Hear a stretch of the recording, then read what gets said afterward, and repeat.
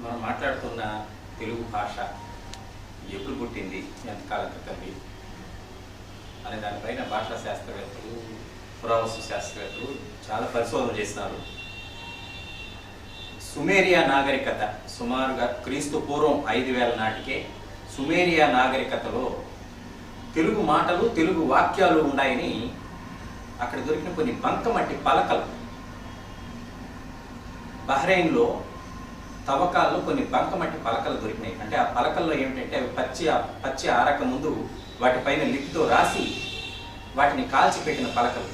వాటిలో కొన్ని వాక్యాలకి అర్థాలు తెలియలేదు, ఏదో ప్రత్యేకమైన భాషగా ఉంది అనిపించి వాటి మీద ఈ మధ్యకాలంలో బాగా పరిశోధన చేస్తే అవి తెలుగు వాక్యాలు అని తెలుస్తుంది.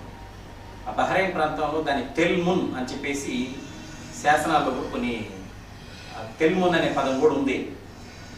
ఆ వెలకిమ్మ నేను, ఇటువంటి తెలుగు మాటలు అంటే వ్యాపారం చేసినప్పుడు ఆ వెలకు ఇమ్మని చెప్పాను, ఆ వెలకిమ్మ నేను, ఇటువంటి వాక్యాలు 4-5 వాక్యాలు కూడా తెలుగు వాక్యాలు ఉన్నట్టు అప్పటికే తెలుగుదేశానికి సుమేరియన్ ప్రాంతానికి అంటే క్రీస్తు పూర్వం 5000 నాటికే సంబంధ బాంధవ్యాలు ఉన్నట్లు కొన్ని పరిశోధనల ద్వారా తెలిసినాయి.